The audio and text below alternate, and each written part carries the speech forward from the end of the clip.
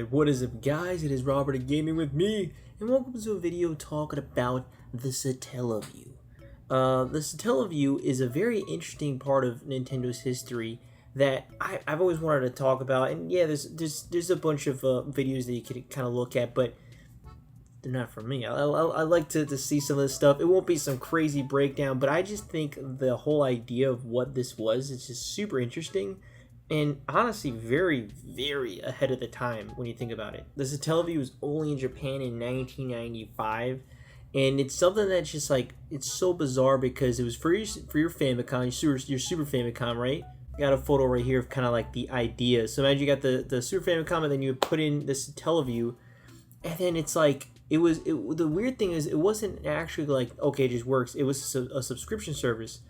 And it would essentially broadcast via satellite games, and I just, the concept of that for some reason for me is like so weird. What's cool is that it was exclusive games. Like Nintendo actually had some exclusive games and some third party like Square Enix and stuff. Like for instance, they had that Chrono Trigger. What was it? Chrono Dream something. It was Radical Dreamers. It was like a side game essentially for Chrono Trigger, and it's interesting because that only recently came to like the U.S. and just back in the world. I mean, these are things that, because it was broadcast via satellite, all these games are like, a lot of them are like lost to time, and that's actually honestly a super sad thing.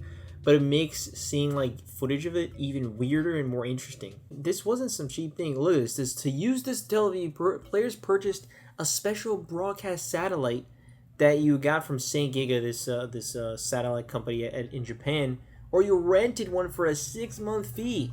Jesus. So you purchased or you rented this thing. It's bizarre for 6-month fee. Which, by the way, it was discontinued in 2000. So for 5 years, imagine you're doing that, every 6 months renting that. That's interesting. You would think, considering the price and what it meant, to rent something or to buy it, also have that add-on, and then you're getting these things via satellite, you think it probably wouldn't sell that well, but it did pretty damn good. Sega reported that they had more than 100,000 subscribers by March 1997. That's insane. 100,000 subscribers is really damn good for something that I just wouldn't even expect that to do even that well. That's only in Japan. It's not worldwide.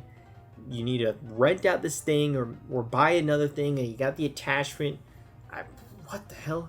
As for the actual games, though, luckily, I found this one, Transparency Video Game Archive, has a lot of actual footage of these games that are archived. The crazy thing about these games that I'm going to show you got to remember that they were via satellite, so they were essentially streamed, you could say, to your console, to your Super Famicom, which is so damn funny.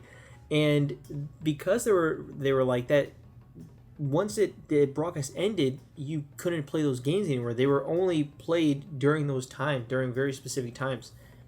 I mean, it kind of blows my mind. I don't know. It's just so weird. It's so interesting. What's really cool about these games is that a lot of them are actually like enhanced or something that the Super Famicom couldn't typically do. You'd had like, for instance, like The Legend of Zelda had a remake. The original Legend of Zelda has a remake out in the world, and I think it could be playable via emulation now. Some people actually managed to find some files and stuff, but what's missing is the whole orchestrated music, because yeah, there was orchestrated music on the Super Famicom, and it's just so mind-blowing. Imagine you're over in Japan during the time and you get a Zelda remake. Which, by the way, the character that you play as is a character that you make for the Satellaview. You actually made like a custom little character for the Satellaview, which is pretty cool. But this had orchestrated music at the time, and it also had voice acting. There was voice acting for this game. But because that stuff was broadcasted, that's just completely lost to time. That orchestrated music and that the actual voice acting, it's all just gone. And that's depressing. That's sad to think about, that it's like, the first ever like voice actor for Zelda is just gone, and that would have been very interesting to hear and see how it is and how the orchestrated music was too. There was a ton of games for the Satellaview. I mean, it says here there was, I believe, like 114. A total of 114 games were released for Satellaview. Some were remakes or updates. So that's the thing, is like some were like brand new, but a lot of them were, I think, remade or, you know, little add-ons to different games. But there's a bunch of random like things, like Super Mario USA 2, right? That was obviously Super Mario Brothers 2 for here. But the Super Mario Brothers 2 here, what's interesting about this is that they had voiceovers. Like, so for instance, right there, we can't see it anymore, but see how on the right hand side you got a little kid, some characters, Birdo and stuff, talking, but you can't hear anyone talking, but they would actually speak to you. And again, it was broadcasted. They would actually speak and say some bullshit or tease you and stuff. And I'm just like, I would love to hear that. That just sounds so awesome. But unfortunately, it's not a thing anymore. Other than that, it's just still Super Mario Brothers 2. It looks like it's I'm pretty sure this is the Super Mario All Stars version. I'm assuming. I don't think they changed anything in terms of that. Look at these people. Look at them in the conversation. Peach is constantly talking. Luigi talking over there, like, damn, dude, that sounds awesome. And this is one of the coolest things. The town whose name was stolen. Super damn interesting that, again, the home menu for this Satellaview was essentially an Earthbound-like world. And that blows my mind. I mean, I love Earthbound. So to see something like this was so cool. So, you're able to just talk. But look at the... Dude, I would love to have been there during the time and to explore this world while I was actually active, to enter where the games were at and stuff like that. Now, again, apparently they have this, playable via emulation, which is cool, but that's not the same because literally the whole idea is to be there when it's active and when things are going on. But it's very cool because it's clearly inspired by that Earthbound style, and I love Earthbound. So to see something that looks like that is just no longer a thing is super interesting to me. You had your little character that you created, so you're able to roam around. But to think that even something like a satellite thing had love towards it, and you're able to actually roam around in this little world and create a little character and all. I think it's so cool, and it just goes to show how different Nintendo is even back then, obviously. There's something very cool about that, to kind of live in the moment, right? And you still have sort of things like that in today, and that's why I think this thing is so ahead of its time. To have special times, special events for video games.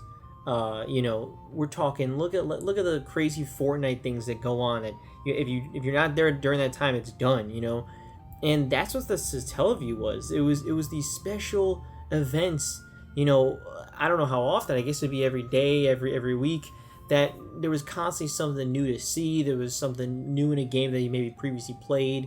There was updated games. It's super, super interesting to think about that. So think that Nintendo did something like this in 1995 always makes you question, what's wrong with Nintendo now?